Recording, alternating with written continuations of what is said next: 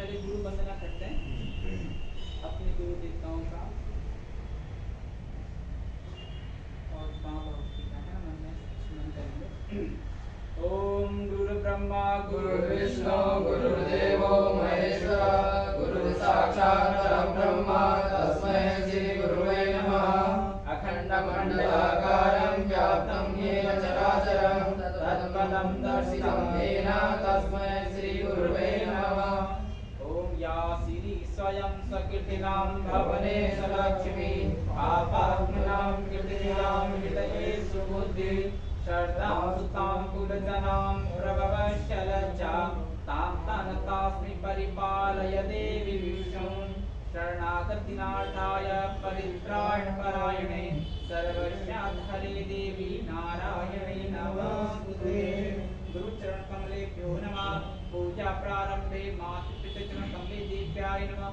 आवहै देवता मंत्र पुष्पांजलि समर्पयामि।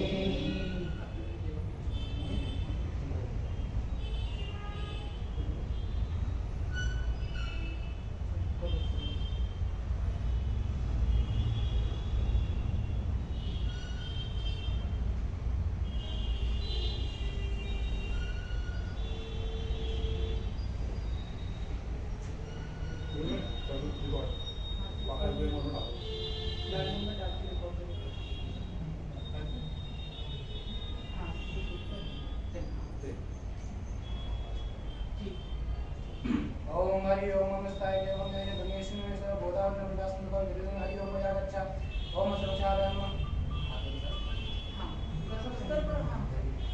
ऐसे कर दो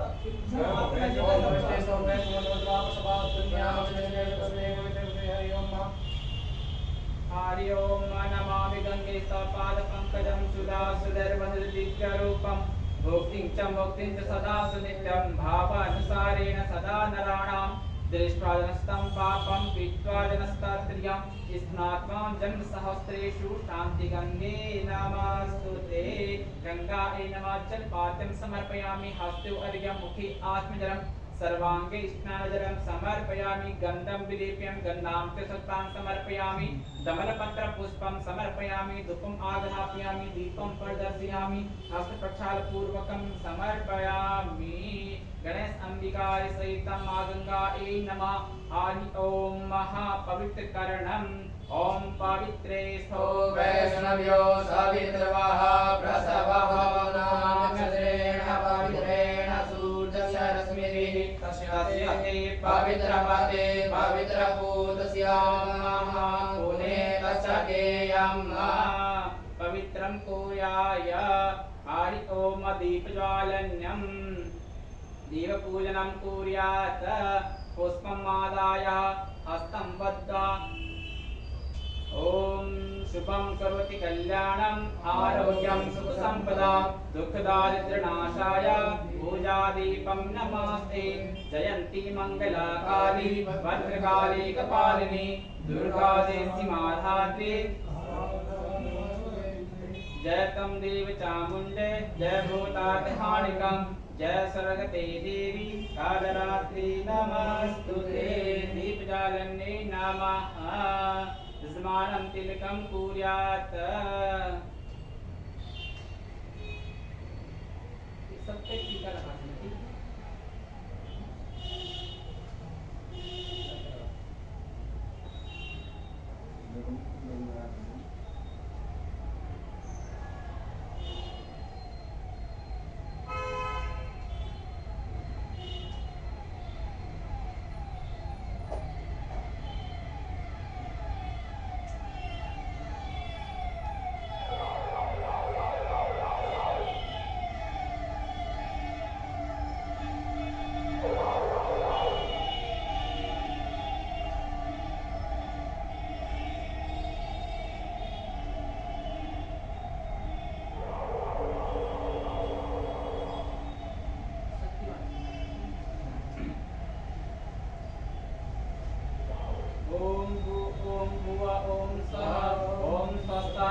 स्वस्ति न इन्द्रो बृहस्पतिर्वाः स्वस्ति नः पूषा विश्ववेदाः स्वस्ति नस्तार्क्ष्यो अरिष्टनेमिः स्वस्ति नो धातु प्रेखादस्वा मारुतः पृथ्वीमातरः सुपञ्चावानो विदते कुसगमयः अग्निजिह्वा मानवः सूरचक्षसो विश्वेनो देवा अवसागमन्यः भद्रं कर्णेभिः शृणुयाम देवा भद्रं पश्येमाक्षरमित्र शीले रङ्गे दुष्टुवागुंसंस्तनो वीर्यसे महि देवहितं जदायुः सतमिनो शरदो अन्ति देवा चन्द्रान्नशकरा जलसन्तनो नाम पुत्रासो जलपितरो भवन्ति मानो मज्ञानी खगायुगन्तो आदित्ययोरदितिरन्तरिक्षमदितिर्यो माता सपिता सपुत्रः विश्वे देवा आदिते पञ्चजना आदित्यजातमदित्यजानित्वं चतो यतः समीहसे ततो न अभयं कुरु सन्नः कुरु प्रजाभ्यो भयं नः पशुभ्यः विश्वानि देव सवितुर्नानि शान्तिरन्तरिक्षं शान्तिः पृथिवी शान्तिरापः शान्तिरोपदयः शान्तिः वनस्पतयः शान्तिः देवाः शान्तिः ब्रह्म शान्तिः सर्वं शान्तिः सामा शान्तिरेधि। ओम शान्तिरस्तु पुष्टिरस्तु श्रीमन्महागणाधिपतये नमः। लक्ष्मी नारायणाभ्यां नमः। उमा महेश्वराभ्यां नमः। सचिव वृंदाभ्यां नमः। इष्ट देवताभ्यो नमः। कुल देवताभ्यो नमः। ग्राम देवताभ्यो नमः। स्थान देवताभ्यो नमः। मातृ पितृचरण कमलेभ्यो नमः। सोमकस्येकदन्तस्य कपिलो गजकर्णकः लम्बोदरस्य विक्रो विघ्नासो विनायकः धूमकेतो गणाध्यक्षो भागचन्द्रोदाहरणं दासेता नामानि या पाठ्यविषयादपि विद्यारम्भे विहारे च पर्वते निगमेता संग्रामे संकटे चैव विघ्नस्तस्येन जायते शुक्लांबरधरं देवं शशिवर्णं चतुर्भुजं प्रसन्नं वदनं ध्यायेत् सर्वविघ्नोपशान्तये अभिसिद्धा सिद्ध्यर्थं पूजयासिरासुरे सर्वविघ्नहरस्तस्मै श्रीगणाधिपतये नमः। यत्र योगेश्वरः कृष्णः यत्र पार्थविदनूतरः तत्र श्रीजिया भूति दुर्वानित्यर्मतिर्मम अनन्याश्चिन्तयन्तो माम् एकनां प्रसुपास्ते तेषानित्याभियुक्तानां योगक्षेमं विहाम्यहम् स्मते सकलकल्याणं भाजनं यत्र जायते गुरुहस्तं भजं नित्यं व्रजामि शरणं हरे सर्वेशाकं विकारिष्टो स्थितिर्भुवनेश्वरा देवादिसन्तनो सिद्धि ब्रह्मस्वामी गणाधिपा तदेव लग्नं सुगिनं तदेव ताराबलं चन्द्रबलं तदेव विद्याबलं मन्त्रबलं तदेव लक्ष्मीबले युगस्मिरामि लाभतेषां जयतेषां कुशलतेषां पराजय येषामिन्दरो श्यामा हृदयस्थो जनार्दनं विशुसंमाधवं टुण्डी दण्डपाणि च भैरवं वन्दे काशी गुहा गंगा भवानी मणिकर्णिकां लम्बोदरनमस्तुभ्यं सदा मोदकाप्रियं निर्विघ्नं कुरु मे देव सर्वकार्येषु सर्वदा सिद्धवत्सहिताय श्रीमन्महागणाधिपतये नमः। मन्दपुष्पाञ्जलि समर्पयामि।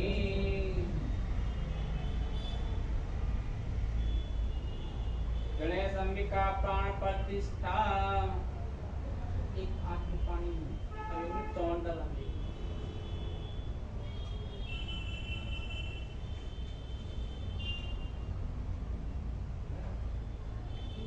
कवर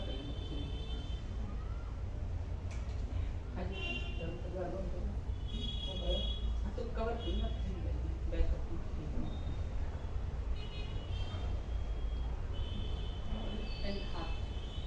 पानी और चम्मच में चम्मच चौन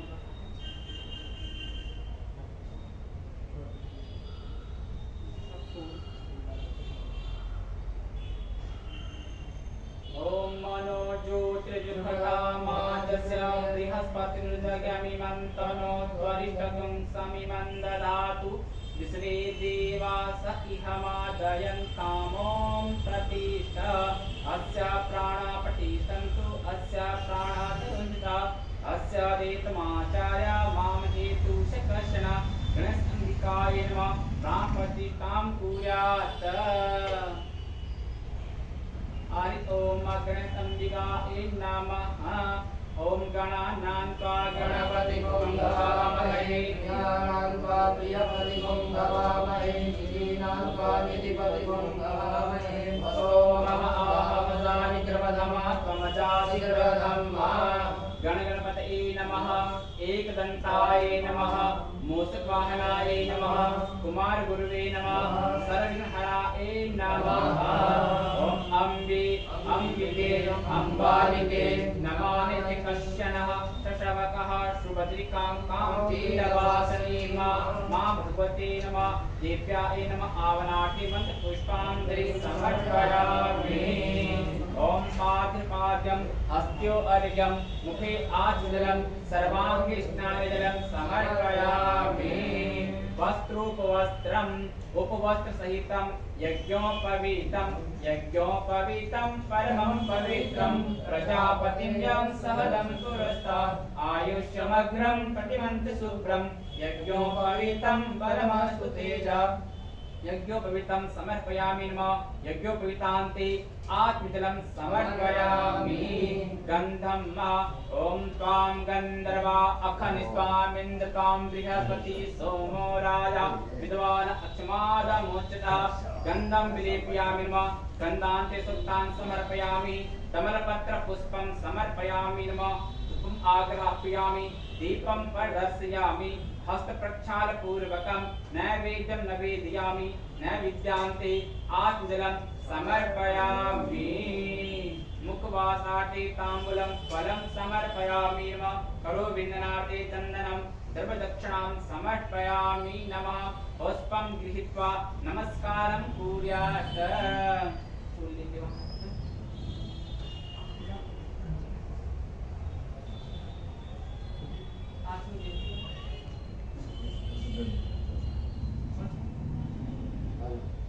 ओम विघ्नेश्वराय वरदाय स्वरप्रियाय लंबोदराय सकलाय जगद्दिताय नागाननाय संस्कृतयज्ञविभूषिताय गौरीसुताय गणनाथ नमो नमस्ते भक्तादिनाशनपराय च गणेश्वराय सर्वेश्वराय सुखदाय सुरेश्वराय विद्याधराय विकटाय च वामनाय भक्तप्रसन्नवरदाय नमो नमस्ते नमस्ते ब्रह्मरूपाय विष्णुरूपाय ते नमः नमस्ते रुद्ररूपाय कलिरूपाय ते नमः विश्वरूपस्वरूपाय नमस्ते ब्रह्मचारिणी भक्तप्रियाय देवाय नमस्तुभ्यं विनायकं लंबोदर नमस्तुभ्यं सततामोदकप्रियं निर्विघ्नं कुरु मे देव सर्वकार्येषु सेविता सिद्धवत्सहिताय श्रीमन्महागणाधिपतये नमः हरि ओम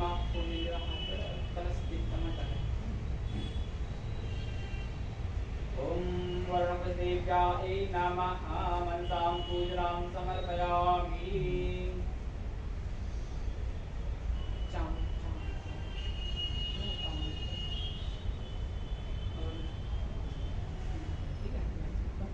ओम कलशत्समुखे विष्णु कंठे रुद्रसमास्ता मूलितोस्तु ब्रह्मा मध्यमात्मा तस्ता स्तो सागरा सर्वा सप्तदीपा वसुंधरा ऋग्वेद सामवेद अथर्पण अंगीसा सीता संतु कर संतु समाहिता गायत्री तम सावत्री शांति पुष्टि करीस्तनी भूत देवता दुर्चक्षकारका हम यज्ञ संपन्नं भवतु सर्वाजन समर्पयामि नमो हस्तो अर्घे मुखे आदिजलं सर्वांगे स्नानजलं समर्पयामि गन्धं विलेपयामि नमः त्वां गन्धर्वा अखनिस्वामिन्द्र त्वां बृहस्पति सोमो राजा विद्वान् अक्षमादमोचिता गन्धं विलेपयामि नमः गन्धान्तसुक्तां समर्पयामि नमः कमलपत्रपुष्पं समर्पयामि धूपम् आग्रापयामि दीपं प्रदर्शयामि हस्तप्रक्षालपूर्वकं नैवेद्यं निवेदयामि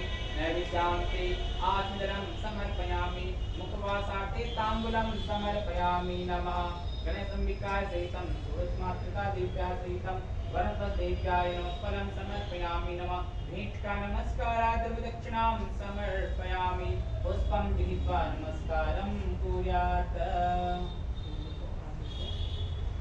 नमो नमस्ते सपटिप्रभाय सुसेन्द्रहाराय सुमङ्गलाय सुपादहस्ताय दशासिनाय जलादिनाथाय नमो नमस्ते पाशपाणि नमस्तुभ्यं पद्मिनी जीवनायकं यावत् कार्यकरिष्यन्ति तावत् त्वां सरोद्धव सर्वमङ्गलमाङ्गल्ये शिवे सर्वार्थसाधिके शरण्ये गौरी नारायणी नमोस्तुते मंगलम भगवान विष्णु मंगलम गरुड़ध्वज मंगलम पुंडरीकाक्षाय मंगलाय तनो हरि मंगलम लेपिकानां च पाटिकानां च मंगलम मंगलम सर्वदेवानां भूवर्भूपति मंगलम वरणपतिदेव्याय मन्दपुष्पाञ्जलि समर्पयामि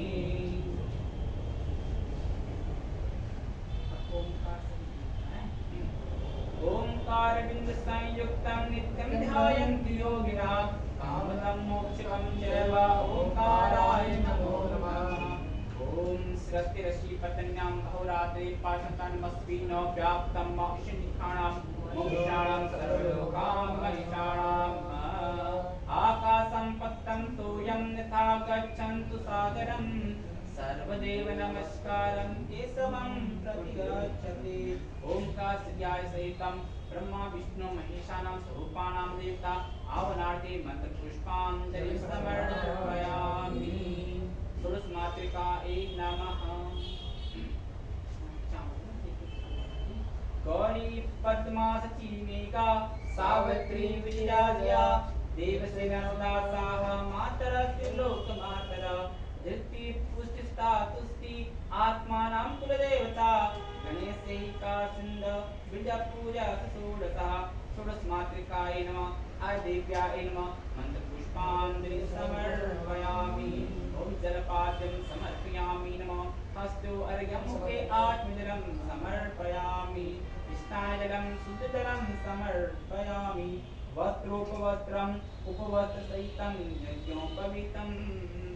यज्ञोपवीतं परमं पवित्रं प्रजापतिं सहजं पुरुषा आयुष्यमग्रं पटिमं च शुभ्रं यज्ञोपवीतं परमं पुरुषा यज्ञोपवीतं पेन्यामि नमः यज्ञोपवीतान्ते आत्मजलं समर्पयामि गन्धम् ॐ त्वां गन्धर्वा अखनिस्त्वामिन्द्रत्वां बृहस्पति सोमो राजा विद्वान् अक्षमादमुच्यतः गन्धं विलेपयामि नमः गन्धान्ते सुतां समर्पयामि दमलपत्रपुष्पं समर्पयामि नमः धूपम् आग्रापयामि दीपं प्रदर्शयामि हस्तप्रक्षालपूर्वकं नैवेद्यं निवेदयामि लड्डुकं लवणं चैव घृतपक्वानमेव च आहारं सर्वभोगानां नैवेद्यं परमेश्वर नैवेद्यं समर्पयामि नमः नैवेद्यान्ते आचलं समर्पयामि मुखवासाटे ताम्बूलं समर्पयामि सर्वदक्षिणां भेटका नमस्काराय नमः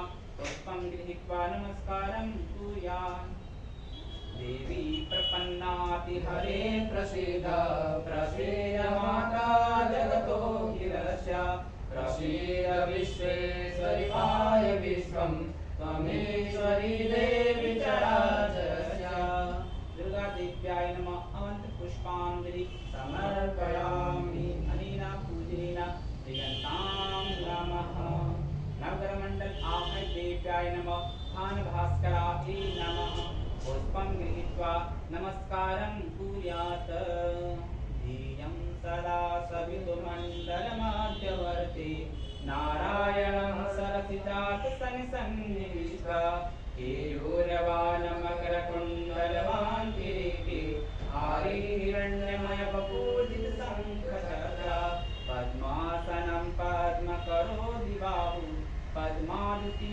सप्ततुरङ्गवानम् तुरंत अंबिका नगर देव्याय पुष्पांजलि समर्पयामि भावनार्थी मंत्र समर्पयामि जलपाद्यं समर्पयामि नमः अक्षो अर्घ्यमुखे आत्मजलं सर्वाङ्गे स्नानजलं समर्पयामि गन्धं विलेपयामि नमः गन्धान्ते सतां समर्पयामि दमनपत्रपुष्पं समर्पयामि धूपम् आग्रापयामि दीपं प्रदर्शयामि हस्तप्रक्षालपूर्वकं नैवेद्यं निवेदयामि नैवेद्यान्ते मुखशुद्धये आचमनं समर्पयामि ऋतुफलानि समर्पयामि मुखवासाते ताम्बूलं समर्पयामि नमः दक्षिणाभिहित्वा नमस्काराय नमः पुष्पं गृहीत्वा नमस्कारं कुर्यात् ब्रह्मा मुरारे त्रिपुरान्तकारे भानु सदेवो मिश्रतो बुधस्य जीवश्च शुक्रः शनिराहु केतुः सर्वे ग्रहाः शान्तिकराः भवन्तु मन्त्रार्थाः सफलाः सन्तु पूर्णाः सन्तु मनोरथाः शत्रूणां बुद्धिनाः सन्तु मित्राणां बुधवत्सव यानि कानि च पापानि जन्मान्तरयुगानि च तानि सर्वाणि नश्यन्तु प्रदक्षिणां पदे पदे नगरमण्डल आभय देव्या नमः मन्त्रपुष्पाञ्जलिं समर्पयामि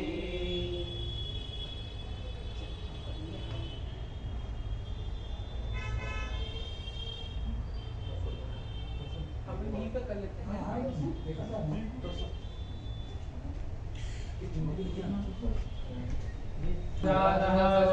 सूर्यो अजायत सहस्रार्धाय च प्राणसमुपहारनिर्हृदाय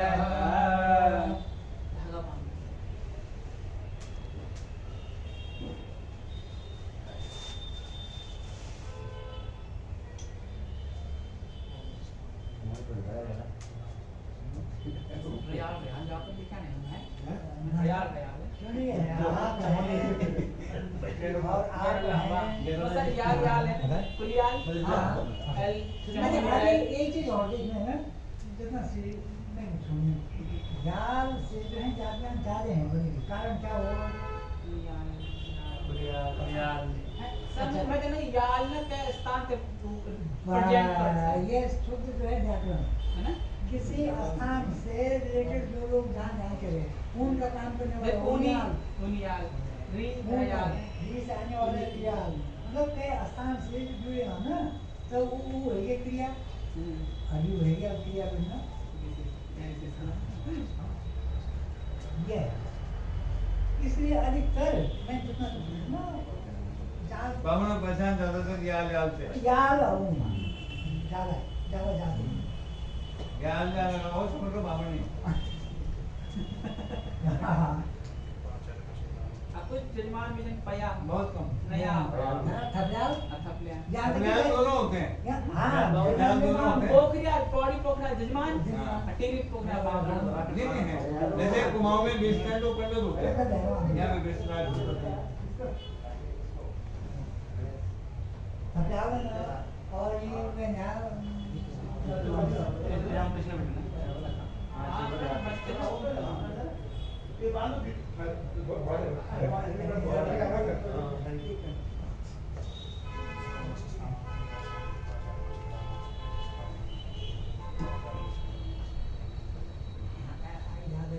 भगवान से वो जी जब काम लगा हैं तो रहूँगा तो मैं तो जो बोलता है देखो ये सब चीज़ है ना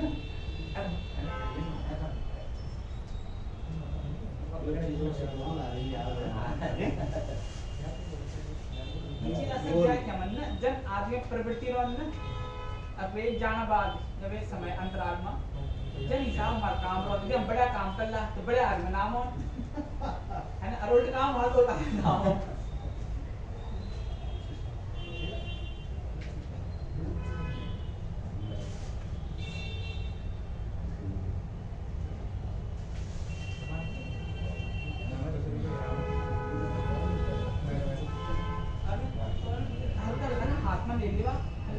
संकल्प करना पहले एक बार तुम छोड़ा जी तू हाँ पढ़ी एक जो तो जरूर कम से बना जरा सही क्लियर होने की हवन दिख रहा है पूरा लाइट आ रही है बस इधर चाचा हो रहा रो भाई इना है जाली साइड में क्या क्लोज हाँ चाय क्लोज पे जाओ थोड़ा नहीं आ गया उस तरफ अच्छा अच्छा उनके साथ में। नहीं ये तो थोड़ा सा आप आगे कर लो थोड़ा सा क्यों थोड़ी सी हाँ बस थोड़ी सी और आप कोई बात नहीं अरे देख लो ना यार बस और ये कर लो बस हां होती है बस बस थोड़ा आगे हो जाओ आप नहीं आप थोड़ा ऐसा रहता कोई फर्क नहीं बस एक जो और एक दो बराबर आना तो मैं जो दूसरा मन संबंधित हाथ का संतुलन संतुलन है ना लो आप ओम भू ओम विष्णु विष्णु भगवान महापुरुष राजा ब्रह्मानस्य अत्य श्रीमंतस्य महाकल्प ब्रह्मानस्य कार्यक्रमे ब्रह्मविद्या मठे भाषा आगम देशांतर्गतः उत्तराखंड डिस्ट्रिक्ट के जनपदांतर्गतः कर्म क्षेत्रे रेलवे रोड संस्कृति बिल्डिंग है योगा स्थल वेदांत शिक्षा भवन मध्ये स्व अपना नाम है स्व का गोत्र उत्पन्न स्वीकार्य बोध भारत है ना अपना गोत्र अमुक हम अपना नाम अमुक राशि जितना राशिवान ठीक है आद्य मासाना मासुत्त मासे सौर चांद्र मासेन माघ मासाना जनिता वसंत पंचमी शुभ अवसर उपलक्ष्य वेदांत शिक्षा पुनरुत्थान डेवलपमेंट सोसाइटी है ना तस्य उत्थान प्रोत्साहन हेतु उत्तराखंड लिपि आदि अन्य अनेक कार्याणि जो अपरपकाना सिद्ध्यन्ति यत्र संस्कृत पूजन पूर्वकम गृहसंहिता सुस्मातक नवदेवता आयतन पंचलोका देवता पूजन पूर्वकम जो तिल घी हवन सामग्री मिश्रित चरु हवनम वयं च करिष्ये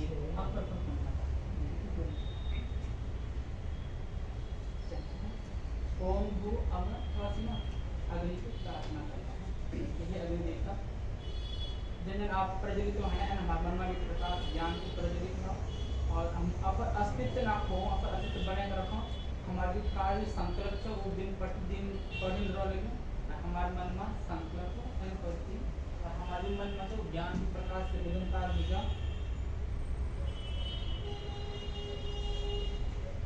ओम अग्निज्योतिर्यो एवरीबॉडी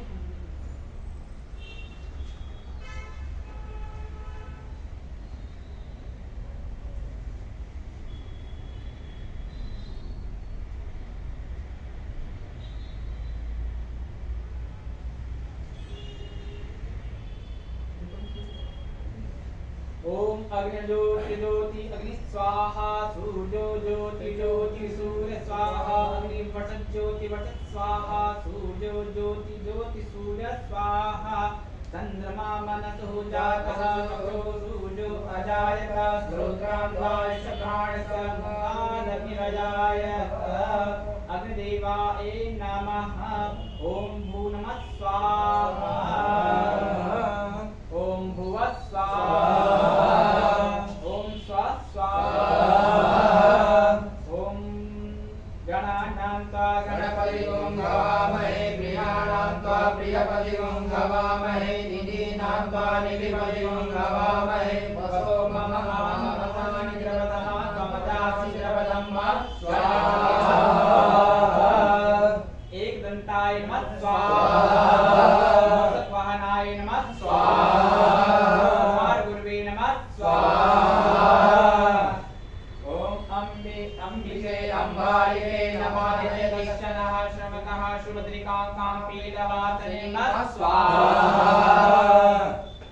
ओम ब्रह्मज्ञानं प्रथमं पुरस्तादति मतः सुरुचो वेन हप्मास अष्टविशस्य योनि मतस्य परमणे नमः स्वाहा इदं विष्णु विचक्रमे पदम समूढम सपागं श्री विष्णवे नमः स्वाहा नमस्ते रुद्रमन्यव उतोत इखवे नमः बाहुव्यामतते नमः स्वाहा श्रस्ति लक्ष्मी शपथन्यां बहुरात्रे पार्श्वे चक्राय रूपमस्मि नमः व्याप्तं मा ईशानां ईशानां सर्वलोकामईशानां स्वाहा ओम भुव ओम स्वः ओम सहस्रशीरिखा गुरकः सहस्राक्षः सहस्रपातः भूमिकं सर्वतस्पृट्वा तत्तिशतसाङ्गुलं स्वाहा गुरक एवेदकं सर्वं च भूतं च चवाम्यं मा भूता वेदतुल्ये सानो जदन् नातिरोधि स्वाहा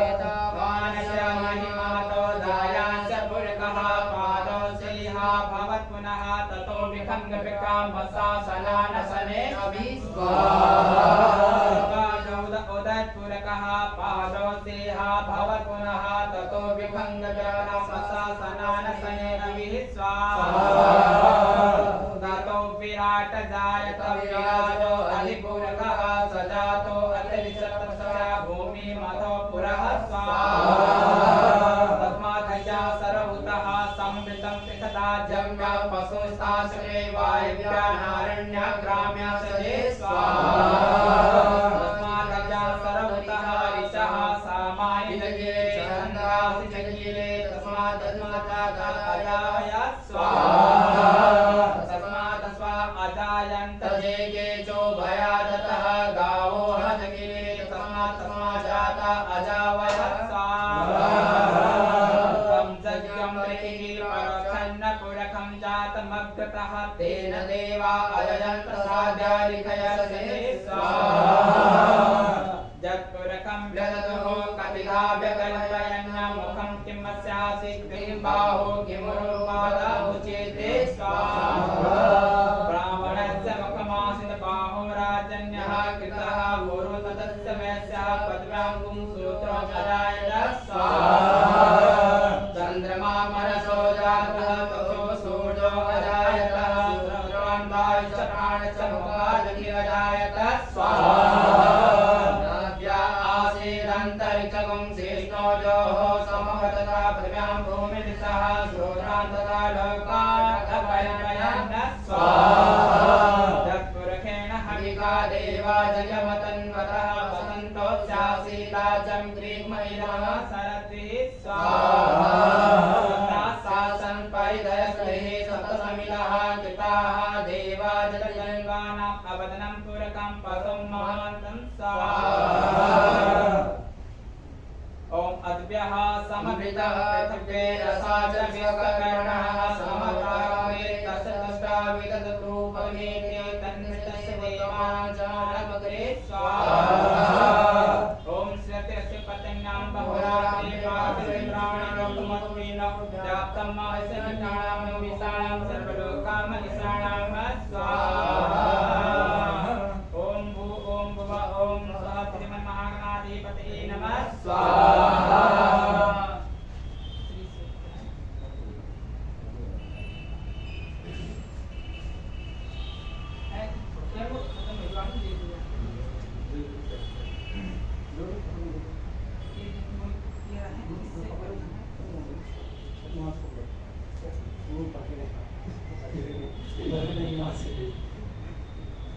कर लेगा ना हो जाएगा उसकी लाइट कर देना ऑन कर देना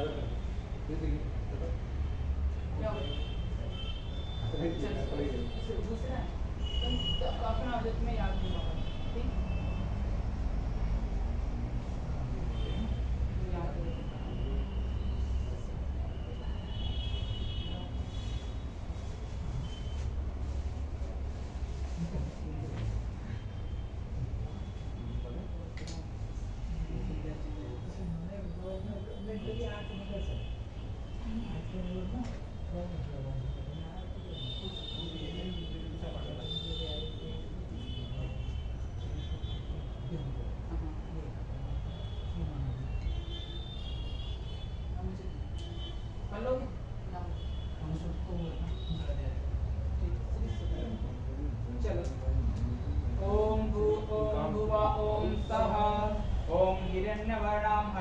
सुवर्णचषकां चन्द्रां हिरण्मयीं लक्ष्मी जातवेदम आवह स्वाहा ताम आजातवेदो लक्ष्मीमनपगामिनीं यस्यां हिरण्यविन्देयं गामस्वपुरुषानहं स्वाहा पूरारथमद्य हस्तिनादप्रमोदिनी श्रियं देवपवहे श्रीमादेवीजुषां तां स्वाहा स्मितां हिरण्यप्रकारमात्रां जलवन्तीं तृपयां तर्पयन्तीं पद्मस्तां पद्मवर्णां तामहो पह्ये श्रियं स्वाहा चन्द्रां प्रभासां यशसा जलवन्तीं श्रियं लोके देवदूतामुदारां तां पद्मिनीं शरणं ते प्रपद्ये अलक्ष्मीं नसतां स्वां वर्णे स्वाहा तपसो दिदातु वनस्पतिस्ता वृक्षोत्तविल्लवा तस्या फलानि तपसा नुदन्तु या अन्तरिक्षा वाहिष्य बाह्यलक्ष्मी स्वाहा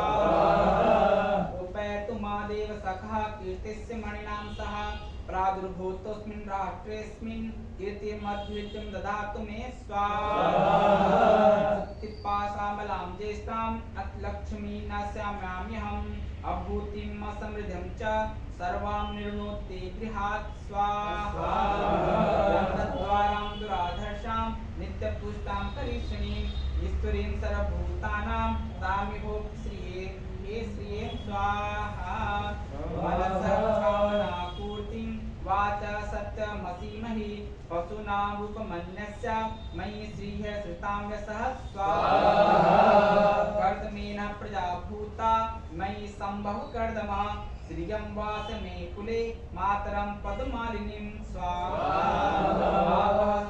स्निग्धानि चिक्लिता वस मे गृहे नित्यदेवी देवी मातरं श्रियं वायस मे कुले स्वाहा आरद्रां पुष्टिकारिणीं पुष्टिं पिङ्गलां पद्मालिनीं चन्द्रां हिरण्मयीं लक्ष्मी जातवेदो महावः स्वाहा आरद्रां यः करणीं यष्टिं सुवर्णां हेममालिनीं सूर्यां हिरण्मयीं लक्ष्मी जातवेदो महावः स्वाहा नाम आजातवेदो लक्ष्मीमनपगामिनीं यस्यां हिरण्यप्रभूतं गावोदस्या स्वानविन्देयं पुरुषानहं स्वाहा यः शुचिप्रीतो भूता जुहुर्यादाद्यन्वहं सूक्तं पंचदशं च श्रीकामसप्तं जपेत् स्वाहा ॐ भू ॐ भुव ॐ स्वः स्वाहा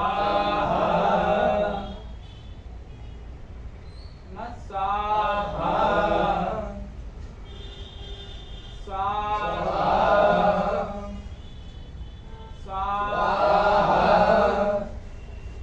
स्वाहा स्वाहा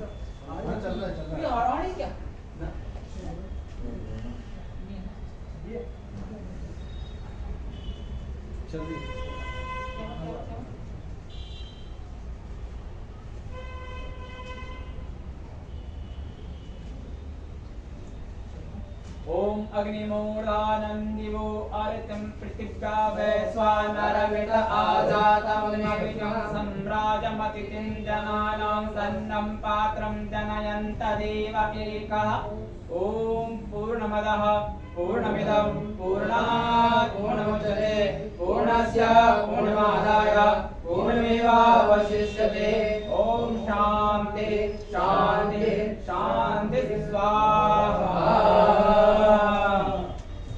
बोल अम्बे माता की जय भगवानी श्री देवी की जय देवताओं की जय देवताओं की जय मित्र देवताओं की जय मां सती माता की जय जय कहता बोल शांति दरबार की जय ये तीर्थानि प्रचरन्ति सिकाहस्तानि कंगिणा तेषां सहस्रयोजने पदन्वानि तन्वसि दीपक थाली में रख के वैदिक आरती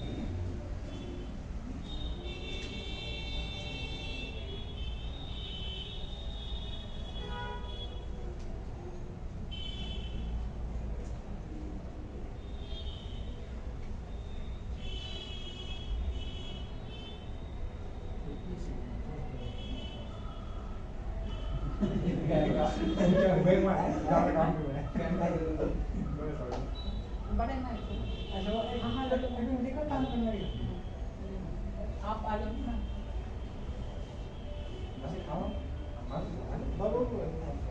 ओम महा ओम आराटिपाटिवगं रजः पितुरप्रायुधामभिः दिवः आसेकं रवसे तमः इदगुं हविः प्रजननं ने अस्तु दशवीरगुं सर्वगणगं ससये आत्मसने प्रजासने पशुसन्यलोकसन्यवयसने अग्निः प्रजां बहुलां मे करोत्तन्नपय प्रेतो अस्मासु दत्तः ओम अग्निज्योतिर्ज्योति अग्नि स्वाहा सूर्यो ज्योति ज्योति सूर्य स्वाहा अग्नि वट ज्योति वट स्वाहा सूर्यो ज्योति ज्योति सूर्य स्वाहा चंद्रमा मनसो जातः सूर्यो अजायतः श्रोत्रं द्वारिश्च प्राणश्च मुखान्निरजायत कर्पूरगौरं करुणावतारं संसारसारं भुजगेन्द्रहारं सदा वसन्तं हृदयारविन्दे भवं भवामि सहितं नमामि त्वमेव माता च पिता त्वमेव त्वमेव बन्धु च सखा त्वमेव त्वमेव विद्या द्रविणं त्वमेव त्वमेव सर्वं मम देव देव नीलाम्बुजश्यामलकोमलाङ्गं सीतासमारोह कृतवान् विभागं पाणौ महासायकचारुचापं नमामि रामं रघुवंशनाथं देवी प्रपन्ना हरे प्रसीद प्रसीद माता जगतोऽखिलस्य प्रसीद विश्वेश्वरि पाहि विश्वं त्वमेश्वरी देवी चराचरस्य मनोजवं मारुततुल्यवेगं जितेन्द्रियं बुद्धिमतां वरिष्ठं वातात्मजं वानरयोधमुख्यं श्रीरामदूतं शरणं प्रपद्ये शरणं प्रपद्ये आराटिकं समर्पयामि अनेन पूजेन प्रियतां नमः सूर्य भगवान की तरफ अपने सब टीका लगा लो अब प्रसाद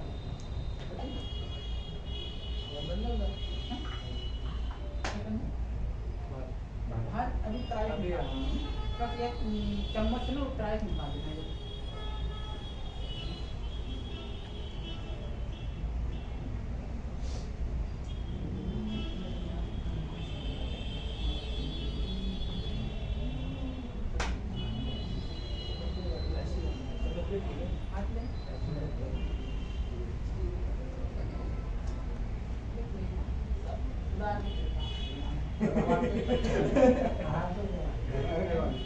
अगर हमारी भावना है तो वो गाली चुका देगा।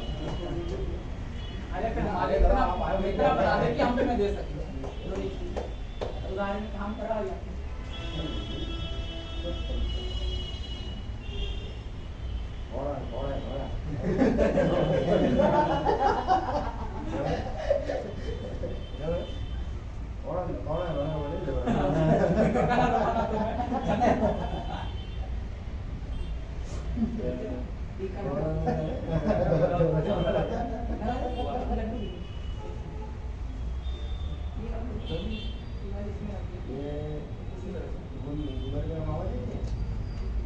सुरेंद्र भैया नहीं जी किसी का बापू हां की बेट बापू अरे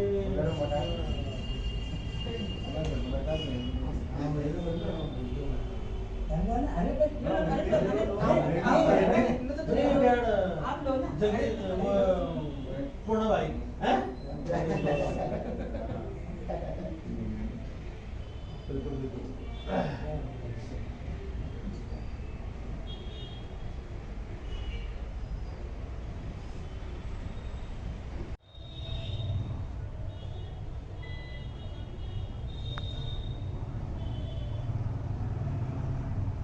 ब्रह्मांड के नायक सृष्टि के पालनहार भगवान विष्णु ऋषभ के तपस्तरी ऋषिकेश के पावन पवित्र क्षेत्र में वेदांत शिक्षा के परिसर में आसो मुहूर्त वसंत पंचमी के उपलक्ष्य में उपस्थित सभी महानुभावों के साथ हमारे मुख्य अतिथि के रूप में श्री हस्पति रयाल जी का और उनके सहयोग में आए हुए हमारे साथ महान विद्वान ज्योतिष के श्री गणेश गुलियाल जी और उनके समकक्ष बैठे हुए श्री नरेश रयाल जी और मेदिनी रयाल जी का यहाँ पर वेदांत शिक्षा में उपस्थित सभी कार्यकर्ताओं के द्वारा हार्दिक स्वागत और धन्यवाद करते हैं।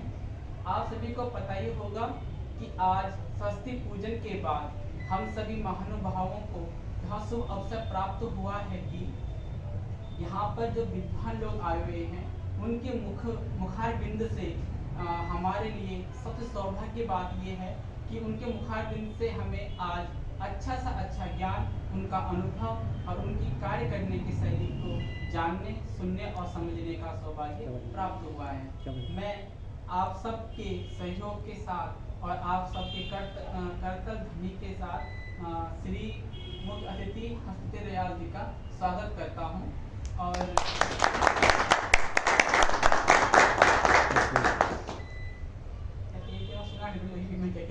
इसी क्रम में आगे ज्योतिष के मर्म के विद्वान श्री गणेश गुलाल जी का आप सब लोगों का करतल ध्वनि से मैं स्वागत करता हूं।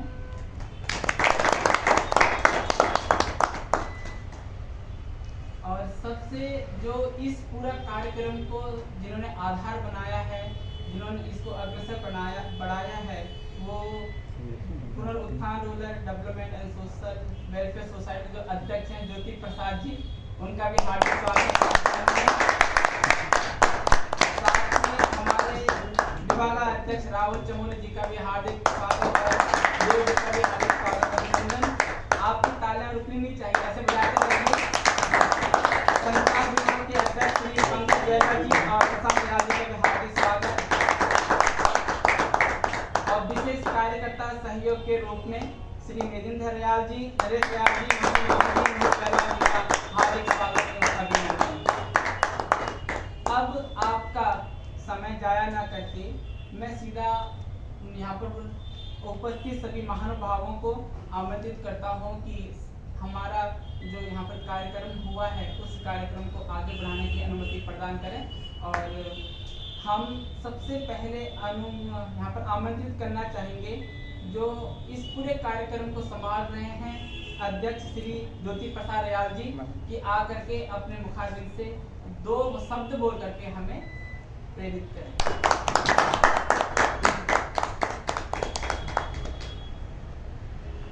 पहले तो आप सभी को मेरा प्रणाम। परम पूज्य माननीय श्री हस्पति रयाल जी, माफी देना जी, और माननीय श्री गणेश रयाल जी, माननीय श्री मेदिनी रयाल जी, माननीय श्री नरेश रयाल जी, पहले तो मैं आपको तहे दिल से हार्दिक स्वागत करता हूँ। और सबसे पहले मैं आपको बताता हूँ हमारी संस्था पुनरुत्थान rural development and social welfare society एक स्वयंसेवी संस्था है जो स्वयं का धन और स्वयं का ही समय देकर इसे सुचारू रूप से संचालित कर रही है। हमारे साथ जो हमारी संस्था के पदाधिकारी हैं और सदस्य हैं वो सभी लोग बहुत मेहनत और ईमानदारी से ये कार्य कर रहे हैं और सभी लोग अपना ही धन और अपना ही समय देकर इसे सुचारू रूप से संचालित कर रहे हैं। दूसरा, मैं बहुत धन्यवाद देना चाहूँगा विपिन जी का। ये यहाँ पर आए और ये PhD कर रहे थे दिल्ली से, तो इन्होंने मेरे को बताया कि हम ऐसा कुछ कार्य कर रहे हैं कि वैदिक शिक्षा के ऊपर, तो हमारी संस्था के साथ मिलकर ये हमारा एजुकेशन हेड डिपार्टमेंट भी देख रहे हैं और वैदिक शिक्षा के माध्यम से जो हमारी वैदिक शिक्षा है उसको पूरे ऋषिकेश में और पूरे उत्तराखंड में फैलाने की हम लोग कोशिश कर रहे हैं। देखिए, सबसे पहले अगर हम बात करें तो हम उत्तराखंड की बात करें या भारत की बात करें, पूरे भारत में बोला जाता है कि India is the youngest nation, लेकिन वो आधा ही बोलते हैं। India is the youngest nation and the oldest civilisation.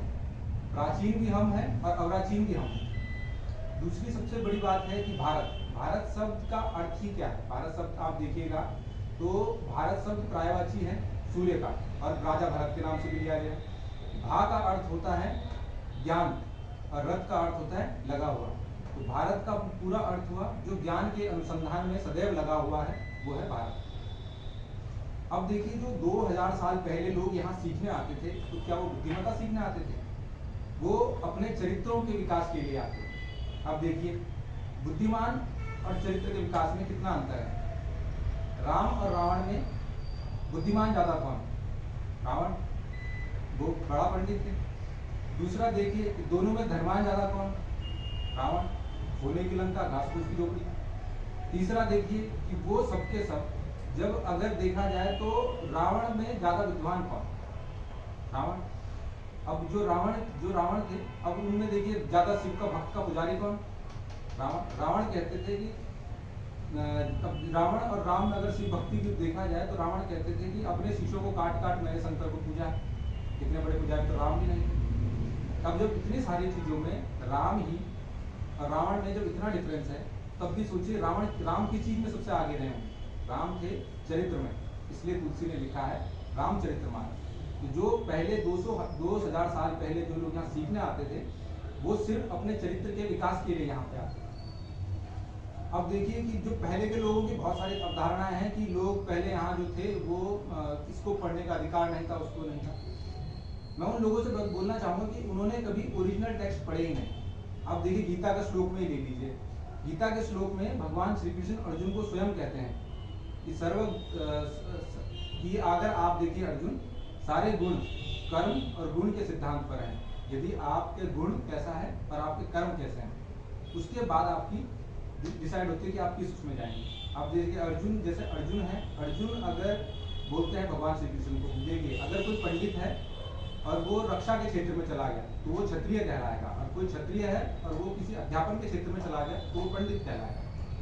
इसी तरीके से हर चीज एक गलत टेक्स्ट से दिखाई गई है। लेकिन हमारा जो वैदिक संस्थान है, जिसमें हम सभी को आह्वान करते हैं और सभी को हम कहते हैं कि आप सब लोग यहाँ पे आइए और हमारे साथ जुड़िए और देखिए आप वैदिक शिक्षा में आप क्या क्या कर सकते हैं।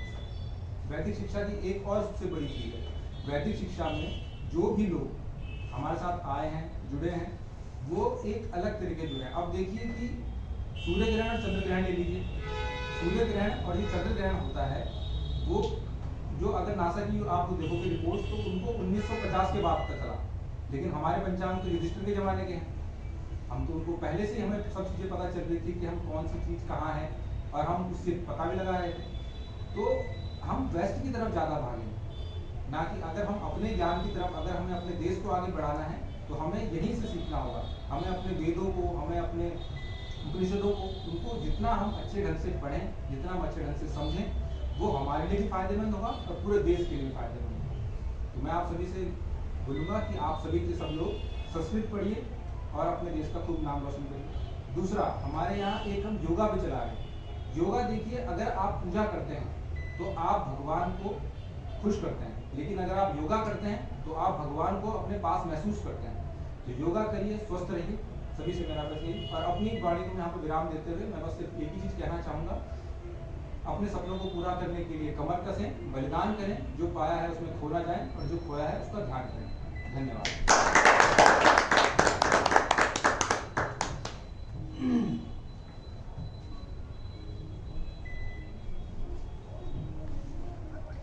श्री ज्योति प्रसाद जी का बहुत बहुत धन्यवाद कि आपने हमें प्रेरित करा। और इनका जो संभाषण था यहाँ पर, उससे तो यही होता है कि संस्कृत में कहते हैं कि पूर्ण विजय संकल्पोस्माकम, कि हमारा जो संकल्प है वो पूर्ण विजय के लिए है। यदि हम कुछ कार्य करें तो उसको अधूरे न करें, आधे में न छोड़ दें, पलायन न करें। तो ज्योति प्रसाद जी का बहुत बहुत धन्यवाद। अब इसी क्रम में मैं आगे आप सबकी जोरदार तालियों के साथ और भावभंगिनी के साथ योग में कार्यरत श्री राहुल चमोली जी का स्वागत करना चाहूंगा। आप आगे और योग के बारे में इसके विषय में ज्यादा ज्ञान बताइए।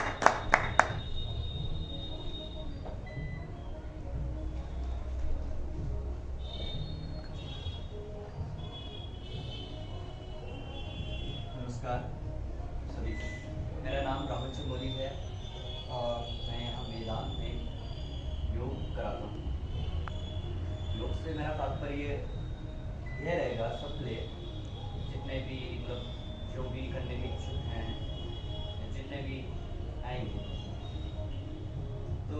हेल्थ ओवरऑल मेनली मेरा मोटिव है। तो हेल्थ से रिलेटेड देखिए, जैसे आजकल सभी करते हैं कि हेल्थ,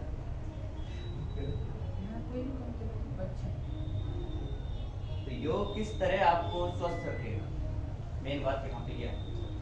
तो योग के माध्यम से, योग आपको पता है हमारा शरीर है पंच तत्वों से मिलकर बनता है। पंच तत्व हमें प्रकृति से मिलकर बनते हैं, प्रकृति से प्राप्त होते हैं। जो प्रकृति है वो पंच तत्वों पर ही ली है। जब हमारे शरीर में किसी तत्व की कम या ज़्यादा होने से हमारे शरीर में रोग उत्पन्न होते हैं, तो बिना कुछ किए हुए प्राकृतिक तरीके से योग को अपनाते हुए हम उन विकारों को, विचार द्रव्यों को बाहर निकाल सकते हैं। योग का मानना है कि विचार द्रव्य ही हर मनुष्य के अंदर कोई रोग उत्पन्न करता है। और योगा में सिर्फ विचार के द्रव्य को ही माना जाता है हर एक प्रॉब्लम्स की बीमारी। और प्राणायाम है, आसन है, मुद्रा है, इन सब चीज़ों के जरिए हम विचार के द्रव्य को बाहर निकालते हैं। जैसे थेरेपीज भी होती है, मड थेरेपी होती है, बहुत सी ऐसी थेरेपीज भी योग के अंतर्गत। तो मेरा कहना बस इतना ही है। अगर आप healthy life, spiritual life join करना चाहते हो या एंजॉय करना चाहते हो, महसूस करना चाहते हो, तो योग करें।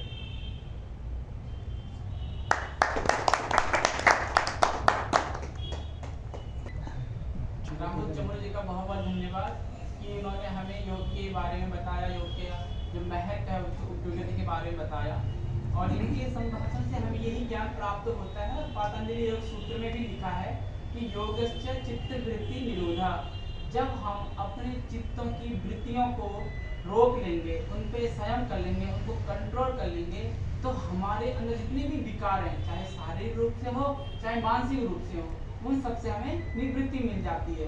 तो इनका जो पूरा सार निकलता है वो यही निकलता है कि यदि आप योग करते हैं तो आपको शारीरिक रूप से और मानसिक रूप से दोनों ही प्रकार से आपको शांति प्रदान हो जाएगी। तो राहुल जी का बहुत बहुत धन्यवाद। और इसी क्रम में मैं आगे अब उन महान विभूतियों को बुलाना चाहूँगा कि जिनको ज्योतिष शास्त्र का बहुत ही मार्मिक हर एक अंग, ज्योतिष के 3 अंग हैं, उन तीनों अंगों के सहित उसके अलावा नाड़ी का भी है, वास्तु शास्त्र का भी, जिनको बहुत अच्छा ज्ञान है, बहुत ही बिल्कुल कहते हैं डीप से डीप ज्ञान है। तो आप सबकी जोरदार तालियों के साथ मैं स्वागत करना चाहूँगा, आमंत्रित करना चाहूँगा ज्योतिषाचार्य श्री गणेश कुलियाल जी का।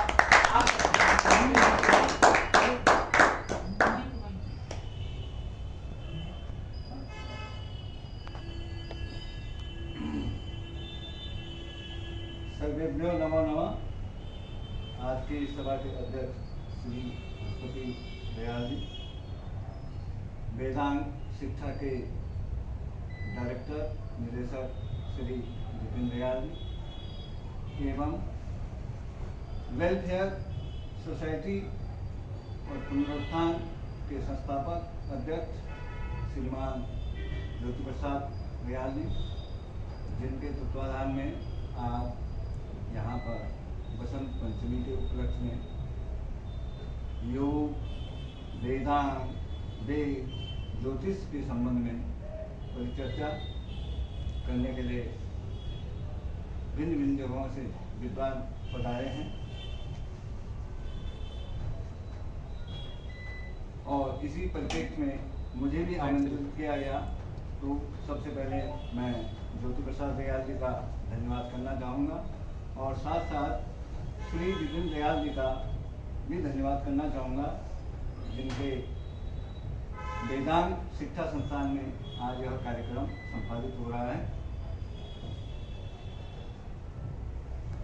ज्योतिष शास्त्र क्यों आवश्यक है और आज के परिप्रेक्ष्य में, वर्तमान परिस्थिति में हमें ज्योतिष की जरूरत क्या है? जिस तरीके से योग की आवश्यकता है, भोग की आवश्यकता है, भोजन की आवश्यकता है, उसी तरीके से आज के परिप्रेक्ष्य में ज्योतिष की भी आवश्यकता है। लोगों की मनोवृत्ति है कि ज्योतिषी के पास तभी जाएंगे जब बिल्कुल अंतिम समय आए, जब सब जगह से आदमी फेल हो जाता है, लास्ट में डॉक्टर या ज्योतिष के चक्कर काटते हैं। मैं कहता हूँ ये नहीं होना चाहिए। ज्योतिष को हम अपने आम जीवन में प्रयोग कर सकते हैं। ज्योतिष के द्वारा हम बता सकते हैं, अगर कोई बच्चा पैदा होता है तो उसका स्वास्थ्य किस तरीके से रहेगा, उसकी शिक्षा किस तरीके से रहेगी, वो भविष्य में क्या कर सकता है। यदि किसी व्यक्ति को अपना रोजगार ढूंढना है, रोजगार के बारे में पता करना है, या किस तरीके का वो बिजनेस करना चाहता है, या किसी मकान बनाना चाहता है, दुकान बनाना चाहता है, बिजनेस बनाना चाहता है, तो ज्योतिष के माध्यम से उसको काफी कुछ दिशा निर्देश ज्योतिष हमें देता है। क्योंकि ज्योतिष वेदांत का ही एक अंग है। ज्योतिष को हम वेदांत का ही एक चक्षु भी बोलते हैं, आंख भी बोलते हैं। बिना ज्योतिष के वेदांत नहीं, और वेदांत के बिना ज्योतिष नहीं। भाई ज्योतिष उसी तरीके से है जिस तरीके से अगर एक आंख वाला व्यक्ति है और एक बिना आंख वाला व्यक्ति है। जैसे आप तुलना कर सकते हैं कि एक आंख वाला व्यक्ति किसी कार्य को किस तरीके से संपादित कर सकता है, और एक बिना आंख वाला व्यक्ति किसी कार्य को किस तरीके से संपादित कर सकता है।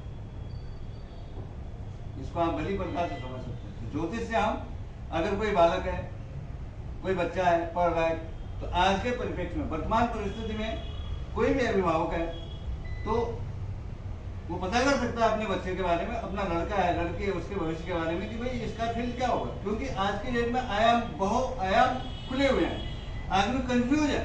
उसने सपोज साइंस से पढ़ा, इंटर पास किया, उनके पास ऑप्शन होते हैं, मैं इंजीनियरिंग करूं, मैं डॉक्टरेट करूं, क्या करूं, IT सेक्टर में जाऊं। आज की डेट में तो इतने सारे कोर्सेज हैं, आदमी कंफ्यूज है। अब वो बच्चे को पढ़ाना चाहता है इंजीनियरिंग, लेकिन बच्चे का इंटरेस्ट है मेडिकल में। माँ बाप चाहते नहीं जी तुम इंजीनियरिंग में पढ़ोगे, या बच्चा चाहता है इंजीनियरिंग में जाना, माँ बाप बोलना चाहते हैं नहीं जी आप डॉक्टरेट करेंगे या मेडिकल की पढ़ाई करेंगे। तो जब तक हम ज्योतिष के मार्गदर्शन न लें, ज्योतिष में 95% चीजें ऐसी है कि आगे का आदमी का बता सकते हैं, मार्गदर्शन कर सकते हैं। जिस तरीके से हम अंधेरे में जा रहे हों और अंधेरे में जाने के लिए एक टॉर्च की आवश्यकता होती है, ज्योतिष उसी तरीके से हमारे भविष्य के बारे में बता सकता है कि हमें आगे क्या करना चाहिए। आज के परिप्रेक्ष्य में वर्तमान पीढ़ी को बता सकते हैं हम ज्योतिष के जरिए कि भाई आप किस फील्ड में जा सकते हैं, आपको कौन सा व्यवसाय करना चाहिए, किस प्रकार की शिक्षा ग्रहण करनी चाहिए, इसका स्वास्थ्य कैसा हो सकता है। सबसे पहले भ्रांतियां क्या है? सबसे पहले भ्रांतियां हमारे समाज में कुछ लोगों ने भरी हुई है कि उन्हें शास्त्रों का जो मूल शास्त्र है उनका ढंग से नॉलेज नहीं है। अब जब नॉलेज नहीं है तो उसके कारण क्या है, भ्रांतियां फैला रखी हैं। तो लोग क्या करते हैं, आज ज्यादा डर के मारे जाते नहीं, लोग पता नहीं क्या बोलता है, कहीं इस तरीके से लोग बोलते कि भाई क्या होने वाला है क्या नहीं होने वाला, तो आदमी डर के मारे जाता ही नहीं। अगर जो जाता भी है तो उसको इस तरीके की बातें बताई जाती हैं कि आदमी घर आता तो उसका हजारों रुपए खर्चा किया जाता कर देता हो कि भूत प्रेत इस तरीके। नहीं, वर्तमान में हमारा जो ज्योतिष विज्ञान है इतना प्राचीन है, लेकिन साइंटिफिक है, हर चीज साइंटिफिक है, प्रूव्ड है, पर लेकिन उनको कोई समझाने वाला तो होना चाहिए। ज्योतिष को हम वर्तमान पीढ़ी के, मैं अधिक न बोलते हुए थोड़ा सा ही बोलूंगा कि ज्योतिष को हम वर्तमान पीढ़ी के लिए यूज कर सकते हैं, बहुत अच्छी ढंग से यूज कर सकते हैं और बहुत अच्छे आयामों में प्रयोग कर सकते हैं। इतना ही कहना चाहूंगा। कभी समय मिला तो इसमें काफी अच्छा लेक्चर हो सकता है। धन्यवाद। श्री गणेश कुमार जी का बहुत बहुत धन्यवाद कि आपने हमारा मार्गदर्शन करा और हमारे श्रोतागणों को यहाँ पर उद्बोधन के लिए बुलाया। अब मैं इनके जो उद्बोधन है उससे ही प्रेरित होता है कि कहते हैं कि ज्योतिषम अयनम चक्षु। आपने बताया कि जो ज्योतिष है वो चक्षु है, और वेदांत में लिखा भी है कि जो वेद के 6 अंग हैं उन 6 अंगों में एक अंग है चक्षु यानी कि नयन, नेत्र, और उसमें लिखा कि वेदांत का जो नयन है वो ज्योतिष है। ठीक है, और ज्योतिष का जो महत्व वो बहुत ही ज्यादा है, और कहा भी गया है कि अनेकानेक शास्त्रेषु विवादस्तु ही केवलम। प्रत्यक्षम ज्योतिषम शास्त्रम चंद्रायर्को साक्षिणो।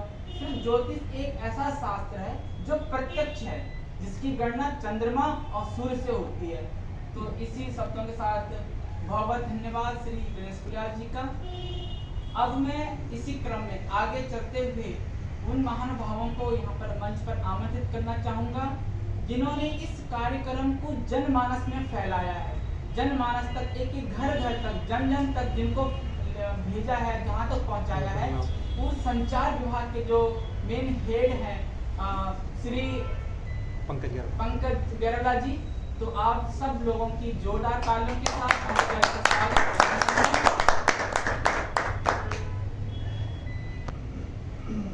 नमस्कार सभी मित्रों का। जो हमारी संस्था है पुनरुत्थान, बेसिकली हमने देखा है कि हमारा जो पुराना गांव था वो आजकल के दौर में लोगों तक कैसे नहीं पहुंच पा रहा, क्यों वह लुप्त होता गया, क्यों हमारे इतने ज्योतिषी हो गई, चाहे हमारा योग विद्या होगी, चाहे किसी भी तरीके की हमारी धरोहर थी, वो आज लोगों तक नहीं पहुंच पाई।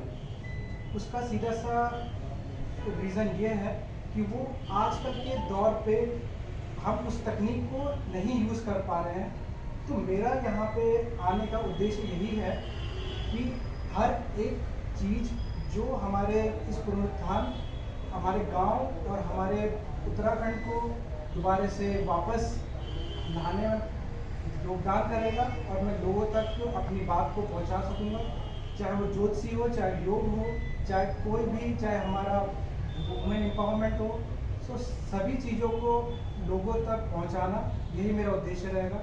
अपनी जस्ट संक्षिप्त में बात यही पे समाप्त करना चाहूँगा कि यहाँ पर विकास हर एक इंडिविजुअल का है और उसी से ही हमारा राज्य और हमारा देश उन्नति करेगा। धन्यवाद। बहुत बहुत धन्यवाद श्री पंकज गेरला जी का। और कहते हैं कि संचरति इति संस्कारः, कि जो आपका ज्ञान है, आपका संस्कार है, वो संचार के माध्यम से ही जनमानस में फैलता है और उसी ज्ञान से जन जागरूक होती है और एक नया नव राष्ट्र का निर्माण होता है। तो बहुत बहुत धन्यवाद श्री गेरला जी का। अब मैं मुख्य अतिथि जी का स्वागत करना चाहूँगा मंच पर, कि कृपया करके आकर के हमारे प्रोग्राम को अपने उद्बोधन से, अपने ज्ञान के प्रकाश से, वर्षा से हमें प्रेरित करें। धन्यवाद। सबसे पहले मैं अपना सौभाग्य समझूंगा कि मैं आज इस पवित्र दिन जो बसंत पंचमी का है, ये दिन हमारी सृष्टि में बड़ा पवित्र है और भगवान विष्णु ने स्वयं इस दिन पर एक सृष्टि की रचना का संकल्प किया था और उस सृष्टि की रचना के लिए उनको जो ज्ञान का मार्गदर्शन के लिए जिस शक्ति का उन्होंने आह्वान किया था वो माँ सरस्वती है। तो माँ सरस्वती की आराधना हम लोगों ने की, उसका आशीष हम सबको मिला है। और इस स्थान को, और जो पुनरुत्थान संस्था है, हमारे बीच के कुछ बच्चे हैं जिन्होंने इस संस्था को बनाया है, उसको जीवित किया है और उसको आगे संचार कर रहे हैं, उसमें दिनों दिन निरंतर प्रगति कर रहे हैं। उसी का एक आयाम आज उनका आवाहन विद्यालय स्वरूप यहाँ पर तैयार होगा, जिसके उद्घाटन के लिए ये पूर्ण अवसर मुझ सभी के अल्पज्ञ को भी मिला है। तो मैं इसके लिए धन्यवाद करना चाहूँगा पुनरुत्थान सोसाइटी के अध्यक्ष श्री ज्योति प्रसाद रियाल का, उनके जो स्थापक हैं श्री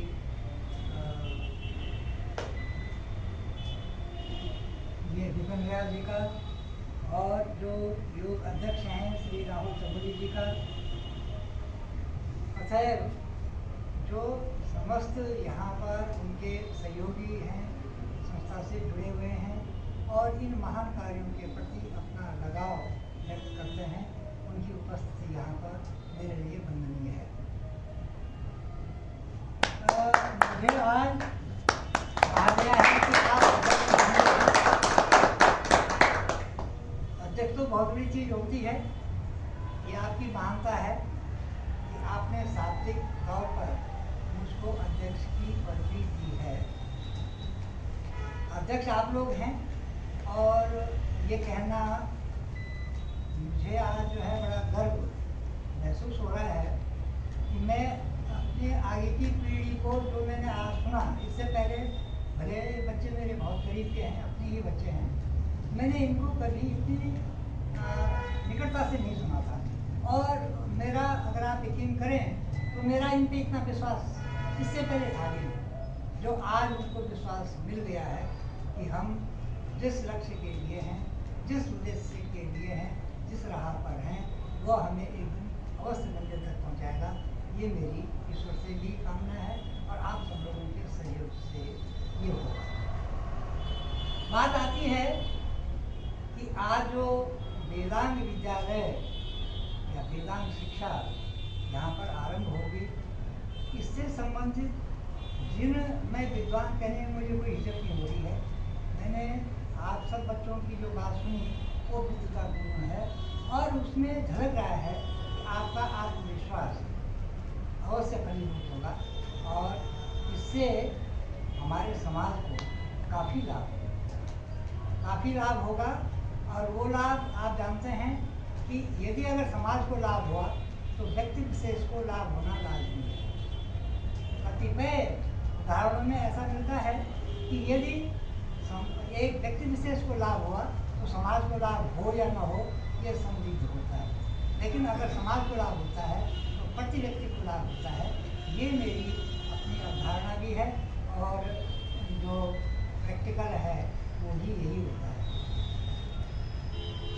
अब जब हमने ये लक्ष्य मान के चल रहे हैं, पहले तुम्हें धन्यवाद फिर पुनः करना चाहूँगा अपना ये जो सोसाइटी है, इनमें जो कार्यरत सभी लोग हैं, इसके जो सभी सदस्य हैं, कि उन्होंने इस प्रकार का अच्छा जो विचार है वो सोचा है और आज जो मूर्त रूप उसको दिया गया है।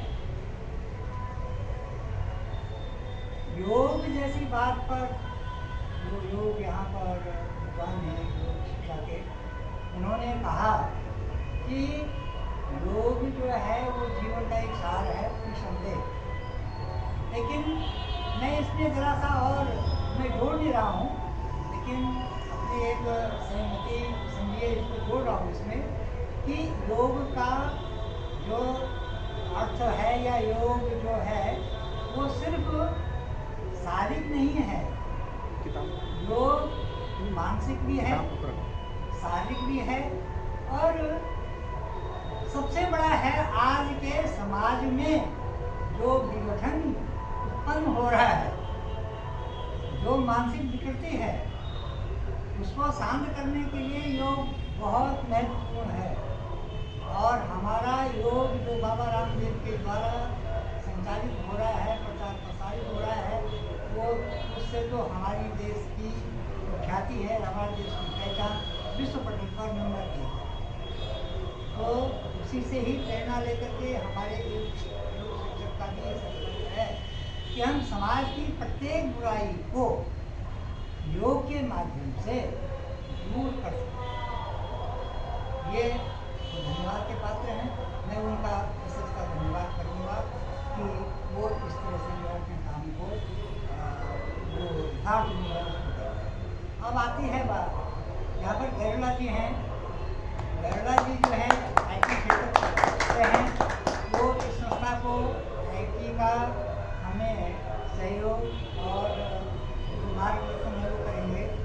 IT क्षेत्र आज एक इतना महत्वपूर्ण हो गया है कि अगर हम कुछ देर के लिए हम मान जाएं कि हम खाना ना खाएं, आज कोई बात नहीं है, लेकिन मेरी जानकारी में आज ऐसा नहीं हो सकता है कि कोई आदमी ये कहे कि मेरे पास फ़ोन नहीं है या मेरा फ़ोन चार्ज नहीं है और मैं बिना फ़ोन चार्ज किए मेरे जाऊँगा। ये मेरी अपनी धारणा हो सकती है, लेकिन व्यवहार में मुझे ऐसा लगा। तो IT क्षेत्र हमारे जीवन का नितांत आवश्यक एक भाग बन गया है और उस पर हमें गैरला जी से जो इसके पारखी हैं, विद्वान हैं, और जुड़े हुए हैं इस संस्था से। मैं उनका भी अपनी ओर से, संस्था की ओर से धन्यवाद करूँगा कि उनका अब बात आती है कि हमने कहा अभी कुछ समय पहले जब हम यहाँ पर बैठे हुए थे, कुछ हमारे साथी आपस में बात कर रहे थे, तो कहा ये बात हो रही थी कि भाई वेदांत क्या है। तो मैंने अपनी संक्षिप्त जानकारी के अनुसार जो है बात कर रहे थे हम कि वेदांत जो है ये वेदों का अंग है, क्योंकि वेद मूलतः जो है वो हम लोगों की सामर्थ्य से बाहर है। और अभी क्या वो तब भी था जबकि जिस समय में वेद की रचना हुई है, तो वेद की रचना या वेद को हम अक्षरशः वेद वाणी या ईश्वर वाणी कहते हैं। तो ईश्वर की वाणी को समझने के लिए हमें वो योग्यता, वो क्षमता होनी चाहिए। आज भी हम कई सीरियलों में कई जगह देखते हैं कि भगवान जब किसी पे विशेष आग्रह, विशेष कृपा करता है तो कहता है कि मैं आपको दिव्य चक्षु देता हूँ, उससे आप इस आग्रह को, इस तथ्य को, इस सेवा को या इस स्वरूप को मेरे आप देख सकते हैं, अन्यथा नहीं दे सकते हम। तो जो हमारा लौकिक शरीर है, जो हमारी लौकिक पहुंच है, उससे बाहर है वेद। वेद सभी जानते हैं कि वो 4 थे, तो वो भी हम लोगों की समझ से परे था, क्योंकि उसमें जो ज्ञान था, उसकी जो भाषा थी वो इतनी गूढ़ थी, इतनी ईश्वर परक थी कि उसके लिए बिना मन के स्वच्छ हुए, बिना कर्तव्यों की शुद्धता के, बिना एकात्मता के हम उस तक नहीं पहुंच सकते थे। इसलिए वेदों से भी घट करके तात्कालिक जो विद्वान लोग थे, उन्होंने फिर जो है कहा कि अगर ये ज़्यादा वो है समाज में ज़्यादा इसका प्रचार प्रसार या लोकग्राह्यता नहीं हो पा रही है, तो इसको कुछ सरल बनाया जाए। और वही सरलतम हमारा जो है छठ शास्त्र आए, 6 जो हमारे आए हैं,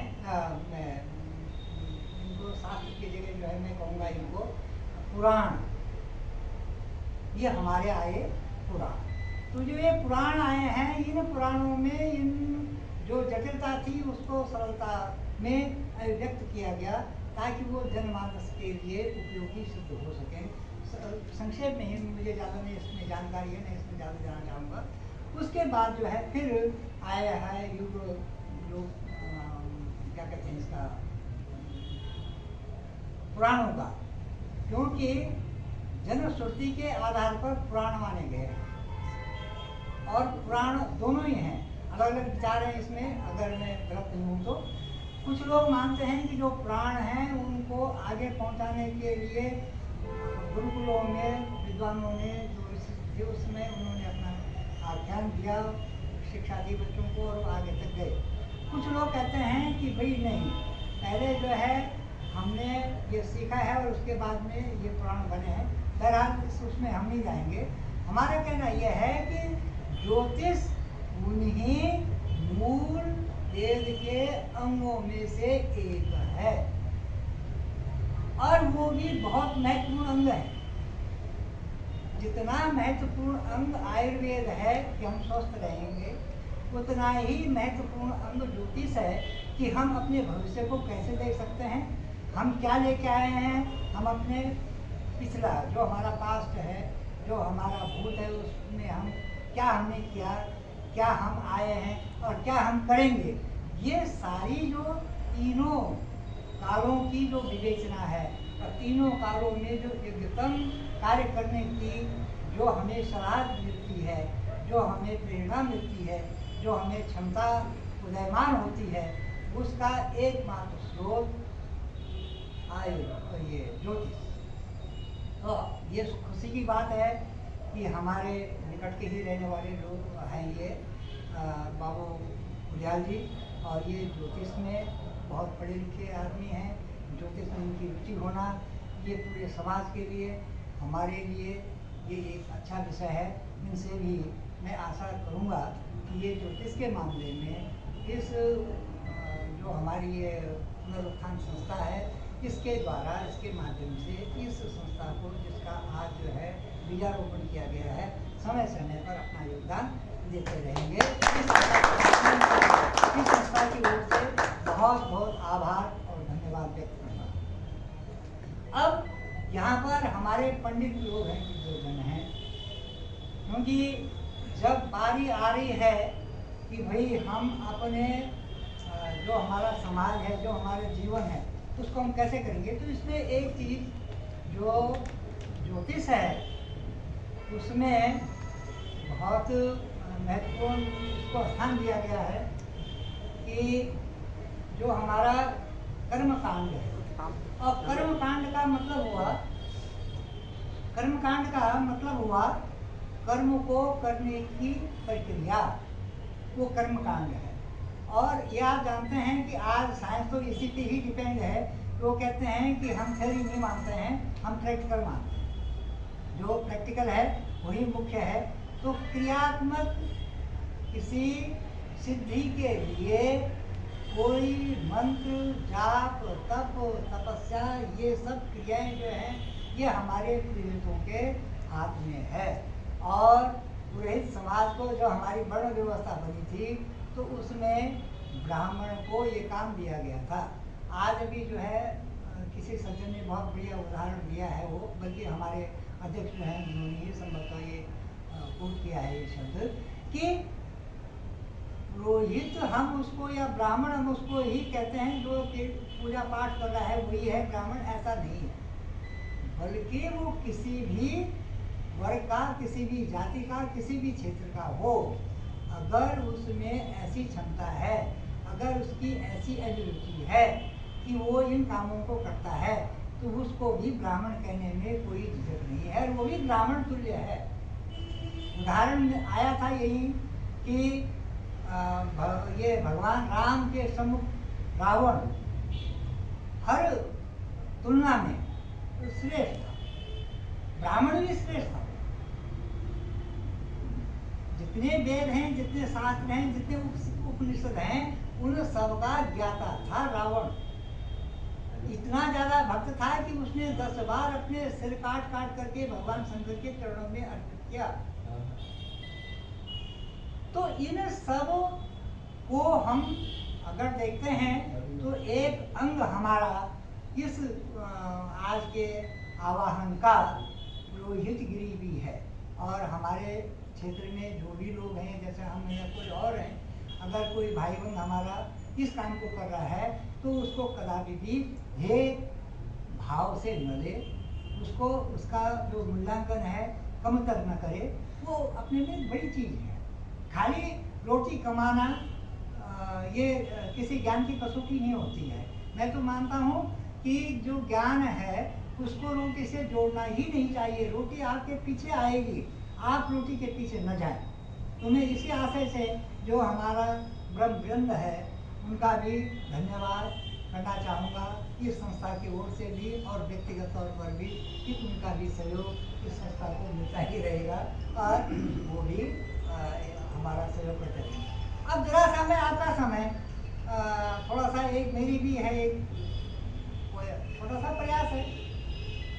एक लिपि आप लोगों के संज्ञान में मैं लाना चाहूँगा। वो लिपि है उत्तरांजलि लिपि, और इस लिपि को मैंने जो हमारा ये उत्तराखंड के 2 वो हैं मंडल हैं, उन मंडलों में बोली जाने वाली जो बोलियां हैं वो प्रायः 3 हैं, कुमाऊनी है, गढ़वाली है और जौनसारी है।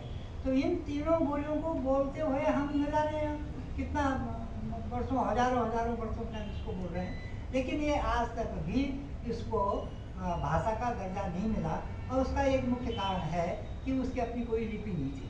तो ईश्वर की कृपा से समझिए, या आप लोगों का ही ये जो आंतरिक एक भाव है, जो एक आशीर्वाद था, जो एक चेतना थी कि वो मुझको मिली। और मुझ तरीके हम तो न जाने पढ़े लिखे हैं भैया, और न हमारे पास ज़्यादा कुछ उद्योगता है, लेकिन ये प्रेरणा जरूर मिली मुझको कि इस पर काम कर देना चाहिए। और वो काम मैंने किया। मैंने सन 80 में इस लिपि को तैयार कर दिया। मैंने इसको तैयार करके और मैंने इसमें पत्र व्यवहार भी किया।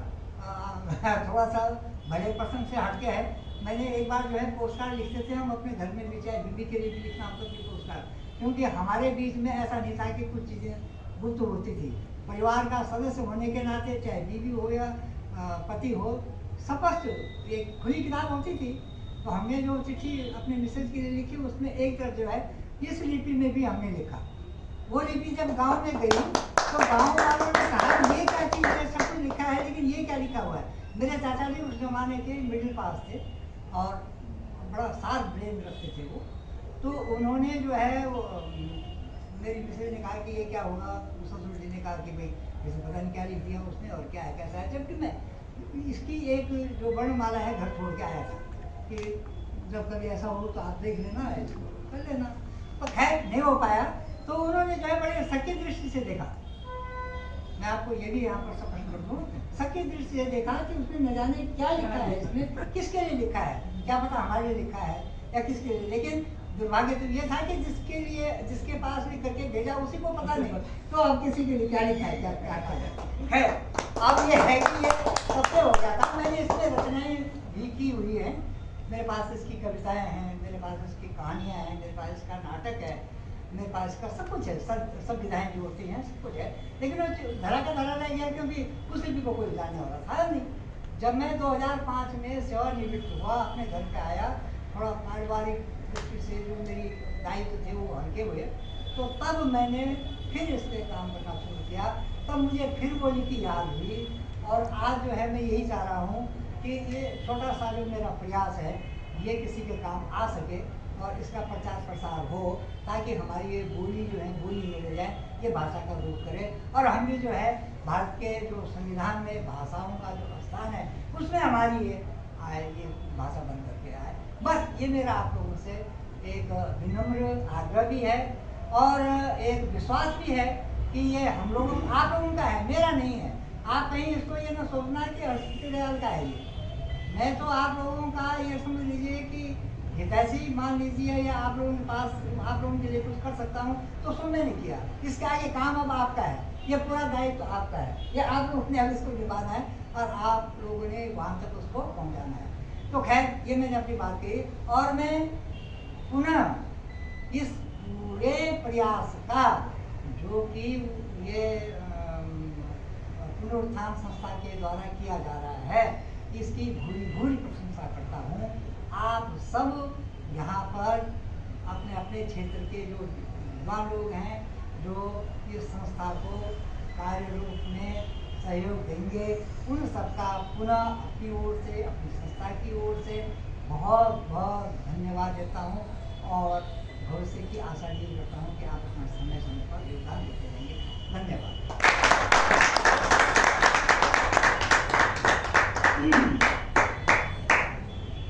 मुख्य अतिथि जी का बहुत बहुत धन्यवाद। और कहते हैं कि जज्जाग्रतो दूरमुदयति दैवंत दुसुप्तस्य तथैवेति दूरंगमन ज्योतिर्खान ज्योतिरेकन तन्मे मनः शिव संकल्प मस्तु। अर्थात जो दूर होने के बावजूद भी प्रकाशमान होने पर उसके निकटतम वस्तुओं को प्रकाशमान करता है, ऐसा शिव, ऐसा ज्ञान, ऐसा विद्युतता हमें हमारा शिव या हमारा इष्ट देवता या हमारे गुरु हमारे मन में जागृत करें। तो हमारे मुख्य अतिथि जी का जो उद्बोधन था उनसे हमें यही प्रतीति होती है, उनका जो जीवन की शैली थी, जीवन यापन की शैली थी, ज्ञान अर्जन करने की शैली थी, जो उन्होंने अपने जीवन में अनुभव प्राप्त करे, उन अनुभवों का जो प्रकाश था वो आने वाली पीढ़ियों के लिए, हमारे लिए और हमसे जो 10 पीढ़ियां आगे भी आएंगी उनके लिए एक सिद्ध साबित होगा, एक ज्ञान, एक दीपक का साबित करेगा। अब जो उनका ज्ञान था, हमारे मुख्य अतिथि का जो ज्ञान था, वो मैं सिर्फ 2 लाइनों में बोलना चाहूँगा। कहते हैं कि विद्या विवादस्तु धनम, विद्या धनम मदाय, विद्या विवादाय धनम मदाय, शक्ति परेशान पर पीडनाय, फलस्य साधु विपरीतमेतत् ज्ञानाय दानाय च रक्षणाय। अर्थात जो लोग दुष्ट होते हैं, नीच प्रवृत्ति के होते हैं, अल्प ज्ञानी होते हैं, उनका ज्ञान किसके लिए होता है? विवाद के लिए। उनका धन किसके लिए होता है? मद के लिए, अहंकार के लिए। उनकी शक्ति दूसरों को परेशान करने के लिए होता। लेकिन जो ज्ञानवान होते हैं पूर्ण परिरूप से ज्ञानवान होते हैं, जो साधु होते हैं, उनका जो ज्ञान होता है वो दूसरों के लिए देने के लिए होता है, दूसरों को प्रकाशित करने के लिए होता है। जो उनका धन होता है वो सेवा के लिए होता है, जो उनकी शक्ति होती है वो दूसरों की रक्षा करने के लिए होती है। तो हमारे मुख्य अतिथि जी का कुछ इसी प्रकार से स्वभाव है। जो उनका ज्ञान है वो हमें इस मार्ग पर आगे ले जाने के लिए एक उज्जवल दीप की जगह काम करेगा। तो मैं उनका बहुत बहुत धन्यवाद देना चाहूँगा कि आपने हमारा मार्गदर्शन करा। और इसी बात पे उनका एक उद्बोधन था कि उन्होंने अपनी संस्कृति, अपनी सभ्यता और अपनी भाषा के ऊपर काम करा। तो मुझे भारतेंदु चंद्र जी का एक दो पंक्तियां उनकी याद आ रही हैं कि निज भाषा उन्नति है, सब उन्नति को मूल, बिन निज भाषा ज्ञान के मिटे न ही के सूल। अर्थात जिनको या जिन मनुष्यों के अपनी भाषा, अपनी संस्कृति, अपनी बोली के ऊपर किसी भी प्रकार का ज्ञान ना हो, उनके लिए उससे बराबर कोई सूल, कोई दुख हो ही नहीं सकता। तो हमारे मुख्य अतिथि जी ने हमारे लिए एक बहुत ही अच्छा मार्ग खोजा है, मार्ग निकाल के दिया है कि हम अपने संस्कृति को, अपनी बोली को, अपनी उत्तरांचली लिपि को जन जन मानस तक पहुंचाएं और उस पर कार्य करें। तो मुख्य अतिथि जी का बहुत बहुत धन्यवाद, यहाँ पर आए और हमारा जो मार्गदर्शन करने में आपने अपना अमूल्य समय दिया। अब मैं आप सब लोगों की जोरदार तालियों के साथ संपूर्ण कार्यक्रम को जिन्होंने अग्रसर करने में, अपने हमारे उद्बोधन को सुनने में आप लोगों ने अपना जो अमूल्य समय दिया, उन सब के लिए धन्यवाद ज्ञापन करने के लिए मंच पर आमंत्रित करना चाहूँगा श्री मेदिनी धरयाल जी। तो मेदिनी धरयाल जी का स्वागत और अभिनंदन।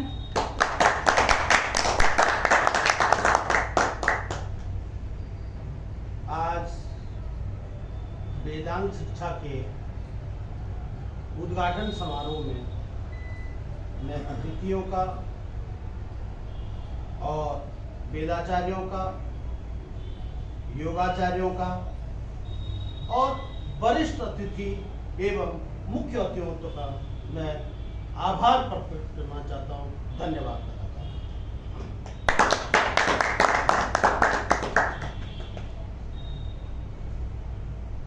बहुत बहुत धन्यवाद। तो आज का जो कार्यक्रम है, मुख्य अतिथियों के सबके सहयोग से अनुमति देकर कार्य का समापन करें और सभी वेद मंत्र के साथ जब पुराणों में मंत्र लिखा है तो सर्वे भवन्तु सुखिनः की मनोकामना करते हुए इस कार्यक्रम को समापन करते हैं। तो सभी एक बार मंत्र का उच्चारण करेंगे और कार्यक्रम को समाप्ति को ले जाएंगे। सर्वे भवन्तु सुखिनः, सर्वे सन्तु निरामयाः, सर्वे भद्राणि पश्यन्तु, मा कश्चित् दुःखभाग् भवेत्। इसी शुभ संदेश, शुभकामना और शुभ यातना के साथ परमात्मा आप सब लोगों को दीर्घायु, कुशल और सक्षम बनाए और जनहित के जो कार्य हैं वो आप लोगों के द्वारा सतत संपादित होते रहें। आज की सभा का समापन या विसर्जन कहेंगे, आज की सभा का विसर्जन, समापन नहीं कहूँगा मैं क्योंकि अभी हमें बहुत आशा है आप लोगों से।